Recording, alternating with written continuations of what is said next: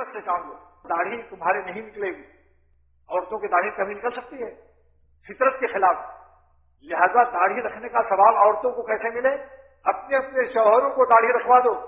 جب تک وہ زندہ رہیں گے داڑھی رکھے رہیں گے, ہمیشہ تم کو بھی ثواب مفت میں ملے گا. اللہ تعالیٰ اس کے نامہ اعمال میں, اس خاتون کے, اس عورت کے نامہ اعمال میں انشاءاللہ اللہ لکھ دے گا کہ یہ عورت نے اپنے شوہر کو داڑھی رکھوائی تھی. جو ثواب اس کو ملے گا رکھنے کا, اس کو ملے گا رکھوانے کا.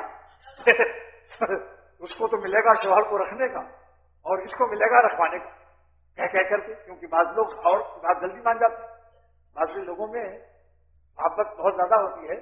میں نے ایک شیر کو دیکھا ساؤتھ افریقہ میں. اس شیر کو میں نے بہت اٹھانے کی کوشش کی, نہیں اٹھا, اپنی جگہ بیٹھا ہوا ہے. ہم لوگ چاہتے تھوڑا اٹھے چلے گئے تو ذرا مزہ آئے. اتنے میں کسی کی دماغ میں بات آئی کہ شیرنی کو اٹھا دو. جب وہ چلے گی پیچھے پیچھے شیر صاحب بھی با ملاحظہ ہوشیار, تو شیرنی کو جب اٹھایا گیا جے قدم وہ آگے چلی, شیر صاحب پیچھے پیچھے, دست بستہ مقتدی, امام آگے مقتدی پیچھے.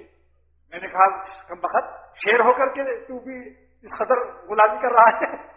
معلوم ہوا کہ یہ شیروں کو بھی غلام بنا دیتی ہے محبت. از محبت شیر موشے میشور. ماروی رحمۃ اللہ علیہ فرماتے ہیں کہ محبت سے شیر چوہا بن جاتا ہے. اگر شیخ کبھی عاشق ہو جائے گا تو اپنی تمام شیریت اور ساری صلاحیت کو شیخ پر فدا کر دے گا, سکڑ کر چوہا بن جائے گا. تو اس لیے عورتوں کو ناخن پالش اور لپسٹک اور سرخی پاؤڈر سے احتیاط کرو. خاص کر ایسی سرخی جو ہونٹوں پر اور ناخن پر لگاتی ہیں, اس سے وضو بھی نہیں ہوتا. اگر اس میں غلاظت تھوڑی سی ہے. آج بغیر غسل کے عورتیں مر رہی ہیں, غسل نہیں ہوتا ہے. ان چیزوں کے چکر چھوڑ